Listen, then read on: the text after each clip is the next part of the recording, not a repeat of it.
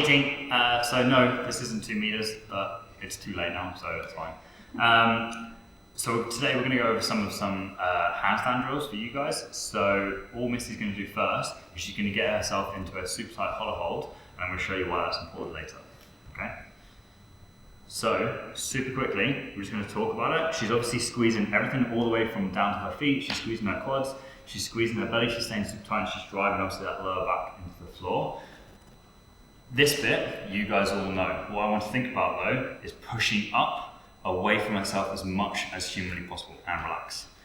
As you can see there, we all know Misty is a ninja at these movements and she's shaking a couple of seconds in. If you're not shaking, you're probably not trying hard enough, okay? One more time, she's going to get back into that position.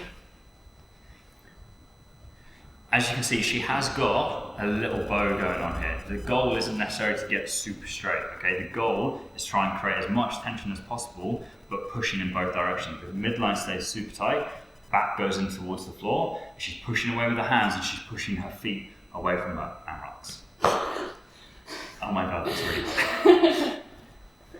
Alright guys, so we talked about the importance of that hollow hold. Now basically I want you to replicate that hollow hold position, but against the wall in that handstand position. Obviously what she's going to be thinking about is that same super tight tuck, so she can be driving her butt underneath her, but now obviously gravity has changed, so she needs to really push into the floor, which is why in that hollow hold we were talking about we need to push away from us as well, try and create tension, not just kind of think about driving our lower back into the wall, into the floor and nothing else. So all she's going to do, she's going to kick up. Same again, she's pushing into that floor, she's squeezing her feet, she's pushing them up, she's squeezing her quads, she's squeezing her belly, and she's driving obviously her butt underneath her. She's staying super tight all the way through and she's really engaging those shoulders and pushing into the floor. For the next few drills to work, you need to create that tension. If you don't create that tension, nothing else that we're going to show you is going to work, okay? So figure out that. If you're struggling with that positioning and staying tight, figure that out first before you move on to the next step. The next step though is going to be a little foot drill, which you have seen James do on some of his Instagram stories. I'm just going to delve into it a little bit more because I know some of you are a little bit confused with how it works. But the first key is that tension. I need to stay super tight. So what she's going to do, she's going to kick herself up to the wall. She's going to find that super tight hollow hold again, and she's slowly just going to bring one leg away from the wall. Super slow and super controlled. She's not going to have to go too far. As you can see, without her trying to tap, that other leg is already trying to come away from the wall. Just relax there. I would say try that on both sides with both legs a couple of times each. So the next one, she's basically going to do the exact same thing, but she's going to try and come a little further. Once she's comfortable and she's feeling confident in that position, she's going to pull one leg away. And again, she's going to keep coming until it works as a counterbalance for that other leg. She needs to make sure she stays super tight. But as you saw, it's a very fine line. As she starts coming away from the wall, it's basically obviously going to make her drop. If she's staying super tight, it's going to work. If you find that that leg is just moving and nothing else is happening, it's because you're either changing that position or you're not tight at all. Yeah. Thinking about pushing into the floor.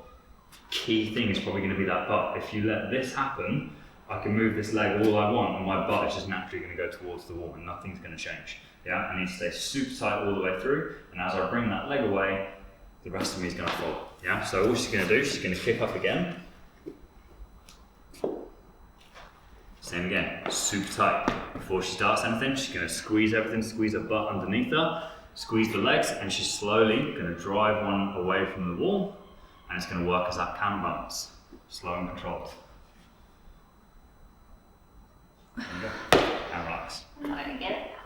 And as you saw on that last one, what she started to do, as one comes too far away and this other leg starts coming off the wall, then she can slowly start bringing her legs together. It does take a bit of practice and it takes some getting used to, and it's about finding that balance point. But it's a lot easier to control rather than trying to just kick yourself away from the wall.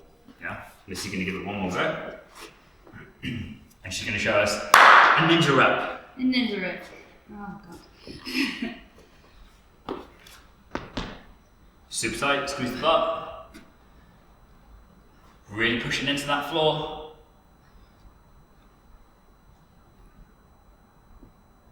you go. Keep going away just a little bit. So one more quick final point, guys. Depending on how close you get your hands to the wall is going to dictate how far away you're going to have to bring your leg. If you have your hands quite far away from the wall, then your leg, your opposing leg that you're bringing off the wall, is going to have to come quite far off for that other leg to come off the wall to work as a counterbalance. However, obviously if you're super close, because you're pretty much already stacked in that straight line, as soon as you bring that leg away a little bit, it's going to naturally pull your body away. So you're going to have less time to try and fix it. Here, obviously you're going to have to go wider with the feet, but you're going to have more time to try and slowly bring those legs together. But again, it's going to be depending on how strong you are in that position, if you can stay tight. If you have to go further, but it means once you get your leg halfway out, you start overextending or doing something else, it's going to be a little bit harder to bring those feet together. So Miss is going to show you both, and you'll see how quickly she comes away from the wall when she's close compared to when she's further away. So obviously this is a close one. The tiniest little movement, guys, and it just pulls her away from the wall. Yeah. If she's further away from the wall, as you can see, she's going to need a bit more to obviously work as a counterbalance to pull her away from it. So it's the same again, she's still going to get super tight.